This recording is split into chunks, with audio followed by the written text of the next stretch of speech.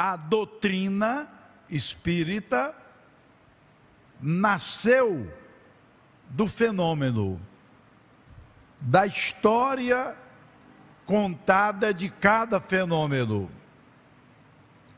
Nasceu das coisas mais naturais do mundo, daquelas pessoas que viram um vulto,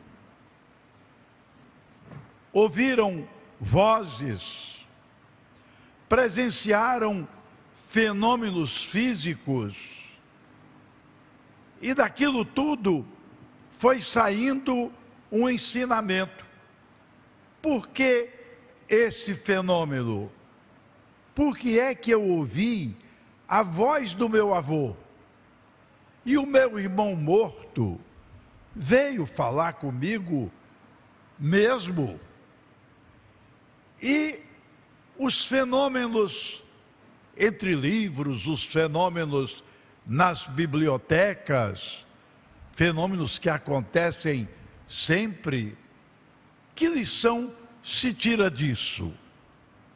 Então, começaram os autores a escrever. Não existia Allan Kardec. Não. Talvez existisse muito moço o Rivail, que seria professor, e que depois adotaria o pseudônimo extraordinário de Allan Kardec. Não, é muito antes. Eu estou falando de obras que eu li, elaboradas no século XVIII, não foi no século XIX. Eu estou falando de autores que registraram fatos extraordinários, como Victor Hugo, passagens de grandes autores, das mais diversas nacionalidades, trechos de memórias, trechos de romances. Começou-se a falar no fenômeno que começou a se amildar, como que a chamar a atenção da humanidade. Sabem por quê esses fenômenos começaram a acontecer sobre a morte, por exemplo? Porque é que o morto, antes de morrer, veio me avisar? Porque é que aquele que estava morrendo conseguiu aparecer diante de minha cama, onde eu tranquilamente tentava dormir? E porque aquele sujeito que eu nem conheço bem veio pedir que avisasse, eu morri? A morte antes, a morte durante, a morte depois. Por que esses fenômenos? Eu vou dizer a vocês, porque eu vou fazer uma ilação. A humanidade teve caminhos tão perversos, teve atos tão devassos, coisas tão tristes, grandes matadores, torturadores, imperadores terríveis, Nero, até Júlio César teve seus momentos de frieza. Caracalas matou milhares e milhares a seu tempo. Há muitos e muitos anos atrás, a humanidade se tornou perversa, muito perversa. O poder significava algo muito estranho que vocês talvez nunca tenham ouvido falar. O homem é tão parco, é tão ruim, o homem tem uma tendência tão má, que ele é pior do que as feras. Então, quando o cidadão se tornava imperial, também se tornava imperioso. Se ele era homem, pelo poder, ele também queria ser mulher, fazendo uma prática do homossexualismo. Havia imperadores que, quando iam despachar, levavam escravos bem dotados fisicamente para deles exibir o sexo que ele, como homem, usava. Era o homossexualismo atrevido, imperial, imposto à sociedade. Era, por exemplo, o incesto. Se o imperador achasse conveniente, ele copulava com a irmã, ou tinha relações com a própria mãe. Enquanto isso, as coisas se complicaram no próprio Vaticano, que foi se constituindo após Pedro, um dos assessores de Jesus, um dos apóstolos, dizem-no o primeiro Papa, mas não é verdade. Dizem que ele foi o primeiro Papa. Disso não se tem prova alguma, documento algum, coisa nenhuma. É uma dedução. É uma dedução dentro de uma história que se tornou difícil, porque a história é a história verdadeira, mas muitas vezes a história é aquilo que quer se impor, tenha acontecido ou não tenha acontecido. A história oficial, como no Brasil, nós inchamos o peito para dizer de como Pedro I deu o grito da independência. Ele nunca gritou nada. Nunca houve independência ou morte. Nunca houve. Isso nunca houve. Houve uma atitude oficial dele perante Portugal. Uma rebelião. Mas aquela coisa, o cavalo empinado, o braço erguido, o braço direito, independência ou morte, a espada, nada disso é verdade. Mas é conveniente que isso seja verdade. Então, criamos essa verdade. Criamos para uma satisfação vã contra a ciência concreta da história. Inventamos uma história. Então, fundamos a Igreja Católica. Fundamos a Igreja Católica. Passou a ter papas, concílios, deliberações esdrúxulas. E como o homem é muito mau, a igreja criou o Tribunal do Santo Ofício, a Santa Inquisição.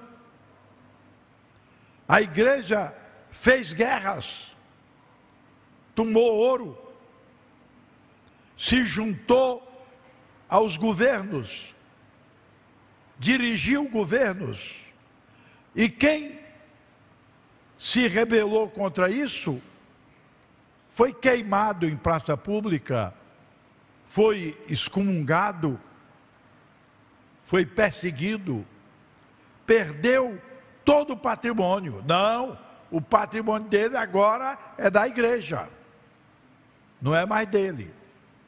Até a quinta geração, esse professor não pode ter nada, nem vivo, nem depois da morte. O mundo estava entregue a essa perversidade que levaria muitos anos depois o intelectual brasileiro Nelson Rodrigues, recente, eu o conheci, era jornalista como eu, ele dizia: o homem é capaz de tudo, até de uma boa ação. Pois bem, então o mundo estava entregue a essa perversidade. Arenas, não é essa arena que falo agora, a arena do Castelão, isso é imbecilidade. Isso não existe, não. Arena quer dizer areia, a areia desnuda, onde o leão devora o cristão, os tigres matam pessoas humanas, os gladiadores lutam e se ferem até a morte. Isso é que é arena, não é campo de futebol. Arena, em espanhol, quer dizer areia. Então o mundo vinha dessa violência.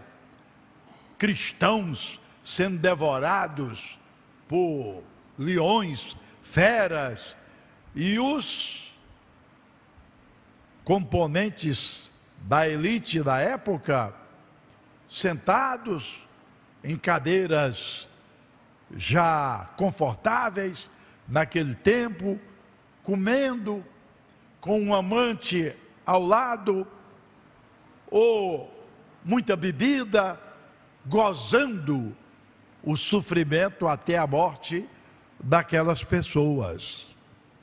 Mundo inteiramente devasso. Devasso em toda a Europa, devasso no Oriente, onde o mundo era mundo naquele tempo, a devassidão.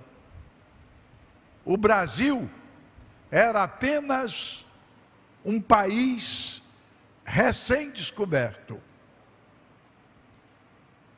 Outros países estavam se projetando também, se organizando nas Américas, na Ásia, na África, na Europa, na Eurásia.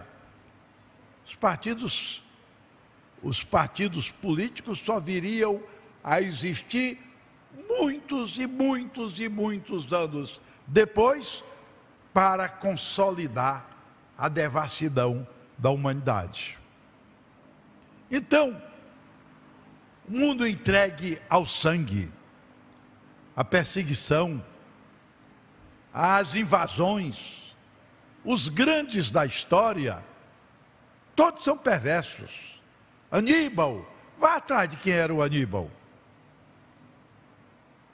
Os grandes guerreiros, que eram grandes matadores, grandes destruidores, conquistas e mais conquistas, traziam os nativos de determinadas regiões para serem escravos em Roma, tiravam a nacionalidade, tiravam tudo.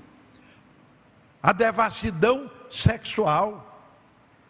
Os meninos obrigatoriamente tinham que ser homossexuais até a puberdade, para atender aos devassos. Depois eles seriam o que quisessem ser.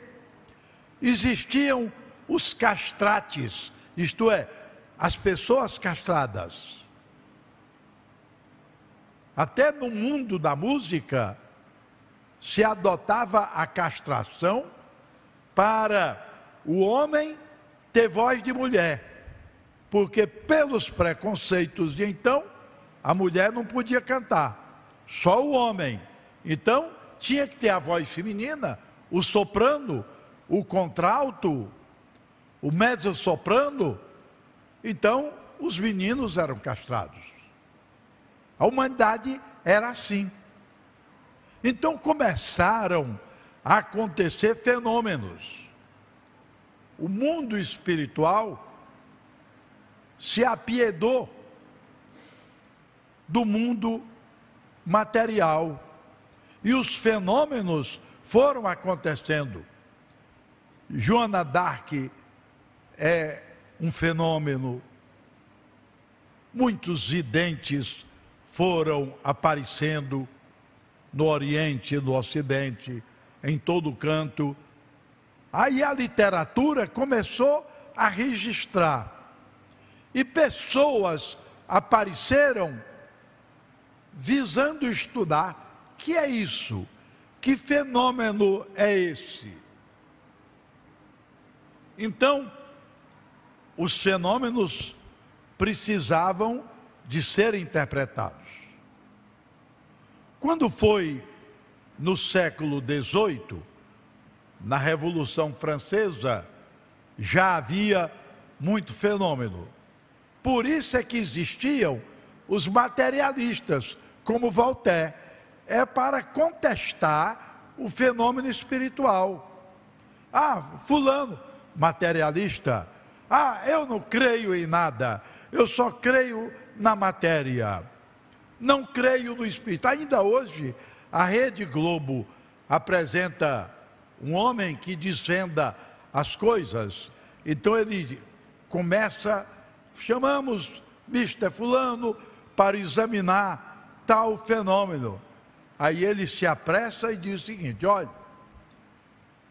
só sei uma coisa, que espírito não é. Espírito não é. Aí outros são espiritualistas, dizem espírito é. Isso é coisa do mundo espiritual. Então, porque há espiritualista, tem que haver materialista. É o contraponto, é o confronto necessário.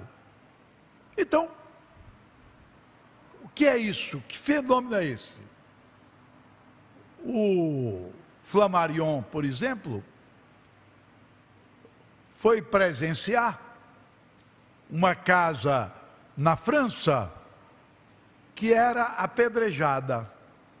Quando as pessoas estavam dentro de casa, as pedras caíam no telhado, batiam nas portas.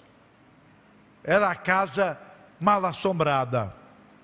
Então Flammarion, um grande cientista, homem dos astros e das estrelas, um astrônomo, foi fazer um exame nessa casa e escreveu um livro.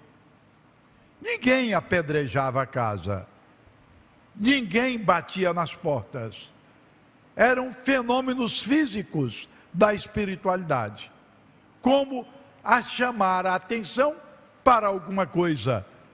E Flammarion concluiu assim: existem espíritos de várias categorias.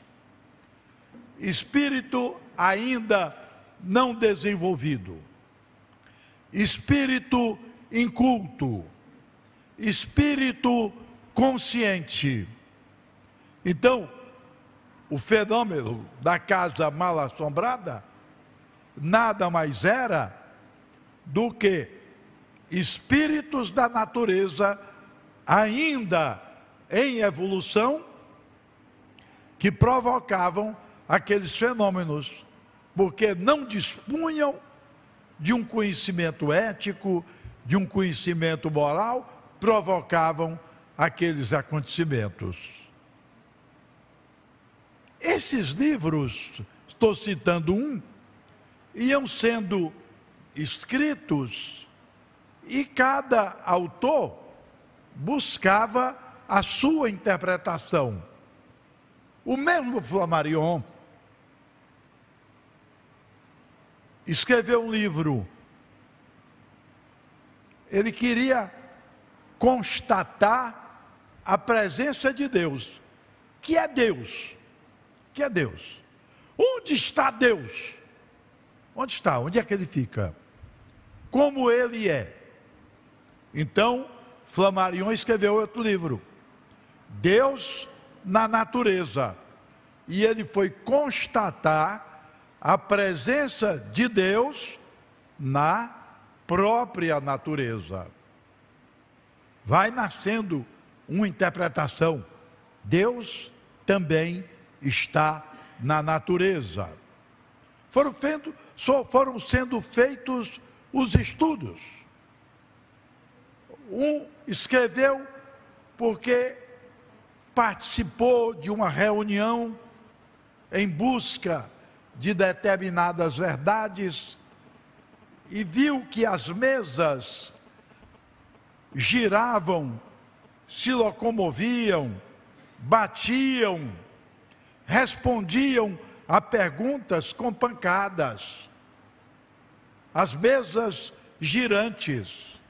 Aí se constatou, os espíritos se servem dos objetos para se comunicarem. Mas para que espírito quereria uma comunicação? Do meu modo, para fazer cessar a insensatez e a perversidade humana. No meu modo de entender, eles queriam se comunicar de algum jeito. Aí vem uma explicação para cada coisa que ia acontecendo. Uma moeda que não estava aqui, veio de outra cidade, e enquanto estávamos reunidos, ela apareceu aqui. Lá vem nova interpretação desse fenômeno físico. Mesas girantes, transportes de coisas. Foram aprofundando os estudos, cada autor a seu modo. William Crookes, por exemplo, foi pesquisar uma história estranha. Ele foi a uma casa que tinha um sobrado. As pessoas ficavam mais na parte térrea. Quando é um determinado dia, vem uma moça descendo a escada e diz assim: eu sou Kate King. Era um espírito materializado. Aí lá vem a história da materialização dos espíritos. E os temas foram se formando aqui, ali, século XVIII, século XIX, século XX, agora, século XXI, as coisas acontecendo. E de tudo se tirando uma lição. Por que isso? Por quê? Isso preocupava muito a mente de determinadas pessoas, notadamente dos filósofos e poetas. Nós tivemos um cearense, Farias Brito, que se preocupou demais com isso, ainda no século XIX. Ele se preocupou tanto com esse lado espiritual, em confronto com o lado material, que ele perguntou: e para que o mundo? Por que o mundo? Qual é a finalidade do mundo? Aí escreveu 3 livros, A Finalidade do Mundo, onde ele demonstra os seus fundamentos espirituais. Para que o mundo? Aí o poeta Carlos Drummond de Andrade resolveu tudo numa brincadeira.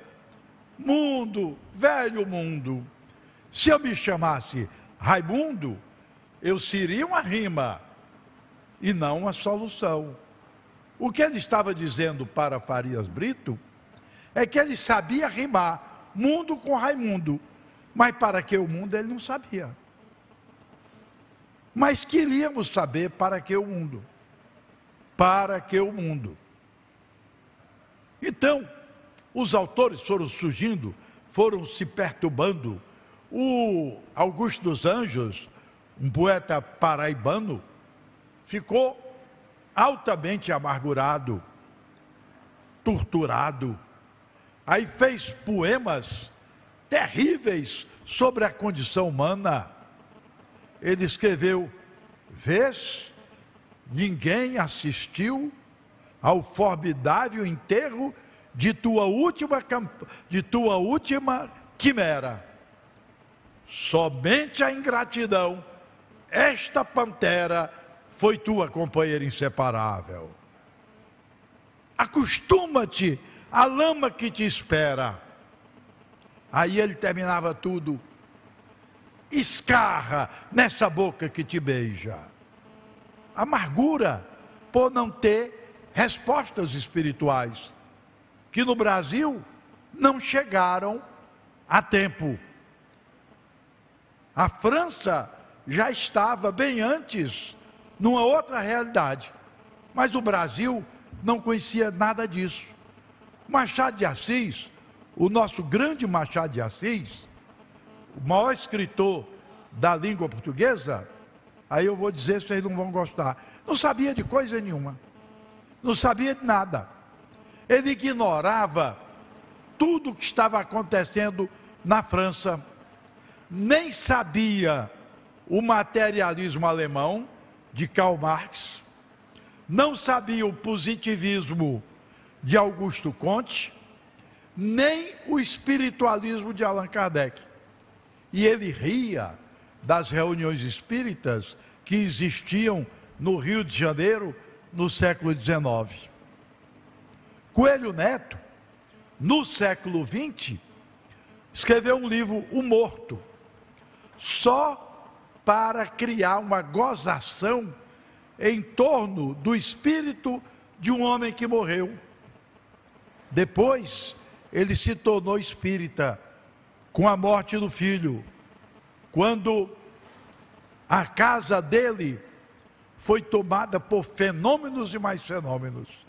O filho, morto prematuramente, jogando futebol, levou uma pancada nos rins do fígado, aquilo se partiu e ele morreu, bem novinho. E o pai não entendia.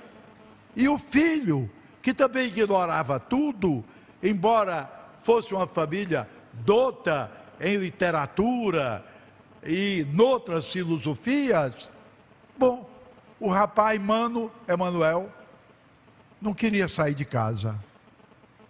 Então, os fenômenos aconteciam na casa de Coelho Neto até a morte dele, até que ele morreu.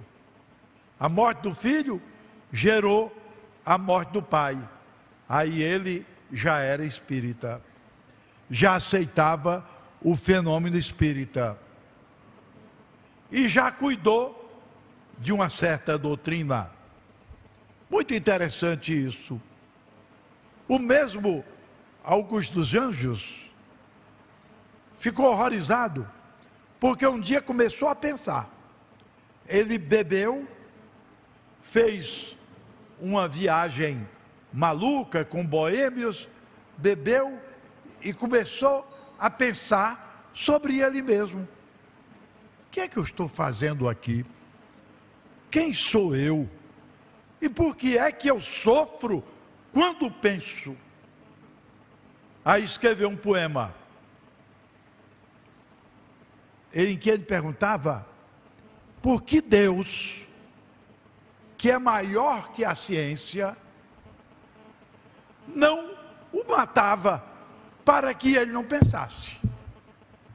Aí escreveu assim: porque Jeová, maior que Laplace, não fez cair o túmulo de Plínio por sobre todo o meu raciocínio, para que eu nunca mais raciocinasse. Entenderam?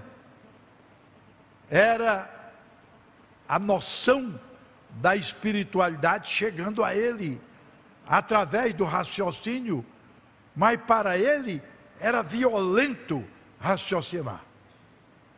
Era de uma violência extraordinária raciocinar, porque o levava ao sofrimento. Ele não era leviano, era um estudioso, era um poeta, de certo modo, voltado para a filosofia negativista. Então tinha esse drama. E esse drama dos intelectuais, de Álvares de Azevedo, que morreu com 21 anos de idade. Junqueira Freire, um poeta muito inspirado, morreu com 20 anos. Castro Alves morreu com 24.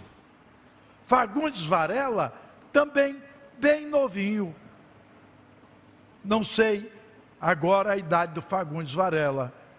É bem capaz de ter vivido um pouco mais do que Castro Alves. Então, eles ficavam aterrorizados com pensamentos. O Álvares de Azevedo: por que estou na taberna? Por que bebo? Por que tenho sede do álcool? Quem sou eu? Por que tenho sede do álcool? E Castro Alves: por que se escraviza o homem? Por que se bate no homem? Por que se rouba o homem do coração da África e se traz esse homem para o inferno da escravidão? E o Junqueira Freire: que Deus é esse que me deixa sofrer? Eu vou ser padre, eu vou ser frade, para ver se paro de sofrer. E deixou tudo, foi para um hábito religioso, morreu, com 20 anos de idade. Essas coisas assolando o homem, como se as pessoas de um certo tempo respondessem por Nero, respondessem por Alexandre.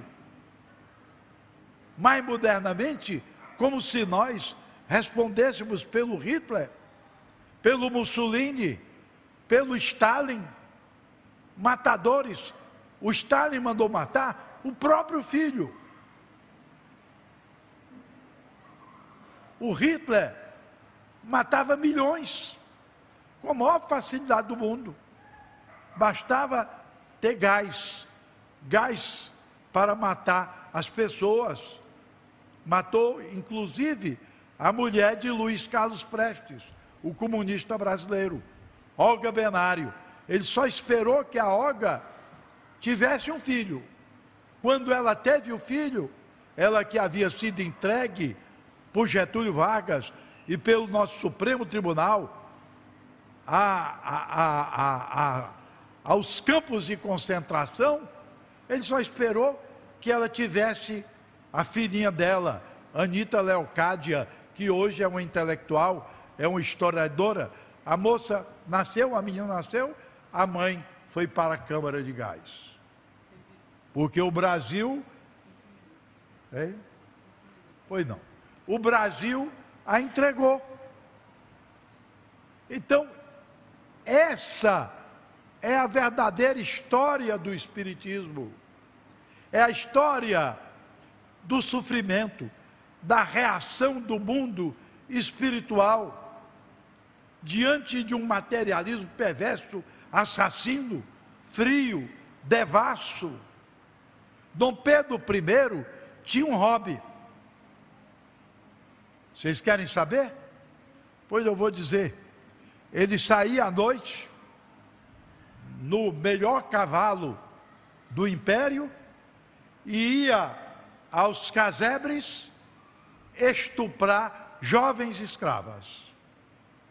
Dom Pedro I, imperador do Brasil. Então, vou finalizar. Não dá para falar sobre essas coisas, porque o tema é muito rico. Eu tenho que falar 2 dias, 3 dias. Então, é uma coisa terrível. É uma coisa terrível. O pensamento, a informação, é uma coisa terrível na cabeça do homem. Pois bem, então o que aconteceu? Quando chegou, se avolumou a obra de vários escritores, alguns especializados, outros genéricos. Quando houve a febre do livro na França, o livro era instrumento de contrabando, havia livro para tudo, livro de todo jeito, livro indecente, livro religioso, enciclopédia, livro só de desenho, livro só de maldade, livro só de bondade, livro sobre Cristo, livro sobre Buda, havia livro de todo jeito, e o livro era a razão de ser da França nos anos da Revolução Francesa. Isso pouca gente sabe. Pois bem, então, tudo degenerado, perverso. Aí aparece um homem, o professor Rivail, professor de escolas da França, e assediado pelos espíritos, ele começa a pesquisar que esses fenômenos estão nos dizendo. E escreveu artigos, foi constituída uma revista, que é uma das melhores leituras da minha vida, a Revista Espírita, cerca de 12 volumes. Todo ano saiu um volume, só de experiências. Por que isso? Por que essa pancada na porta? Porque o abajur foi deslocado para avisar a morte de um parente? Porque essa moeda se transportou e foi feita a Revista Espírita, como que testando os leitores franceses, testando, discutindo, vendendo aquilo a rodo. Então ele partiu para as obras definitivas. Ele escreveu um livro que seduziu o mundo. Um livro que seduziu o mundo. Seduziu Bezerra de Menezes, Bittencourt Sampaio, Saião, intelectuais da época, escritores, poetas. O Livro dos Espíritos, em que ele dialoga através de médiuns com a espiritualidade para fazer perguntas e obter respostas. Esse livro é impressionante. Tem edições em muitas línguas. Agora saiu uma primorosa, a primeira edição francesa, em francês, e uma tradução bem afiada, bem atual, para você saber o que é que os espíritos queriam então. O que é que eles queriam? O próprio Allan Kardec resolveu reconstituir o cristianismo, porque o cristianismo mandava matar, o cristianismo fazia guerra, o cristianismo queimava pessoas em praça pública.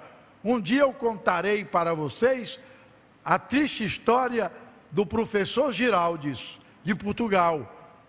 Só eu o conheço aqui, mas eu tenho o livro dele, milagrosamente, que o livro dele foi queimado em praça pública, e era proibido ter.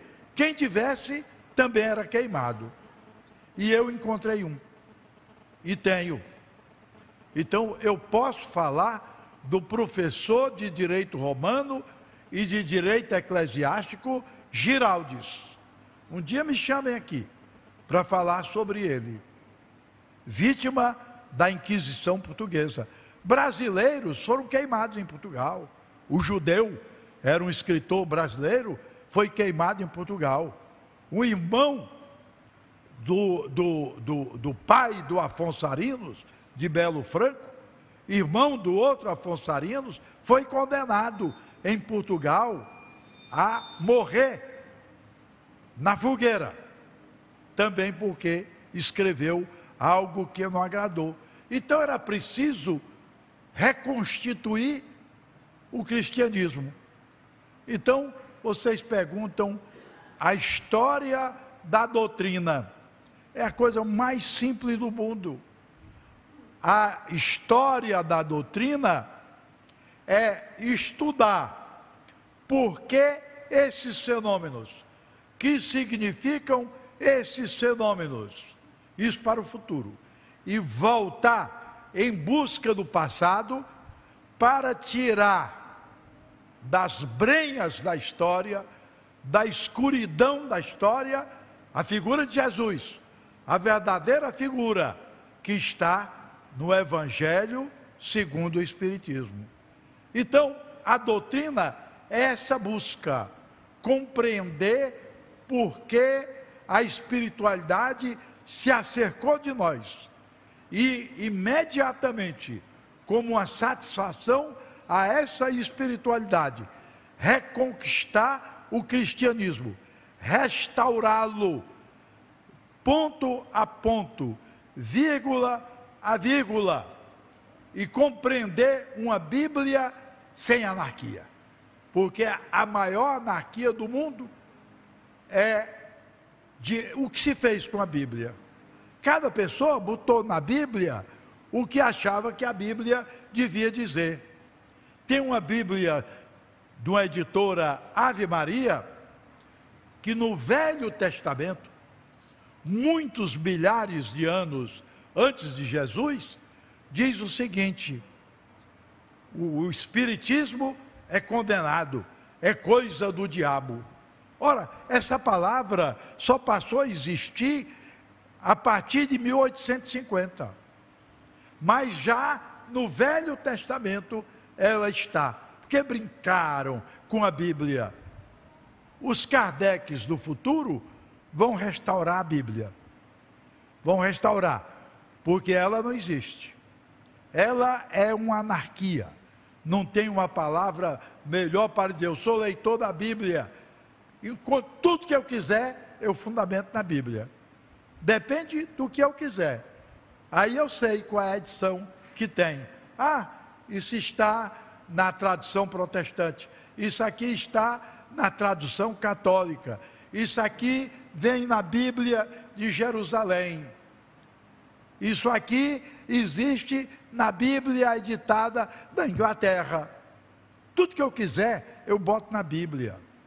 E a doutrina espírita tem uma bela história, porque ela é uma caminhada para frente, para trás, é uma passagem pelos intelectuais, pelos filósofos, é uma busca da verdade de Jesus, é a restauração da figura de Jesus Cristo, incólume, perfeita, sem falsa teologia, sem vestimenta de seda, sem nada. O Cristo perfeito, do jeito que ele era, o Cristo que Allan Kardec restaurou.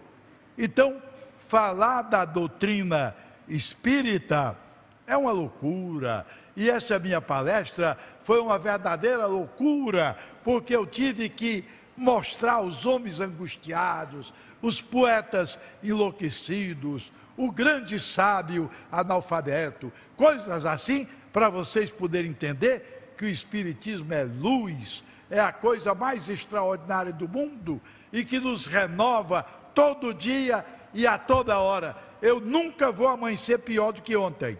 Eu sempre estarei melhor amanhã e muito melhor hoje também. Muito obrigado.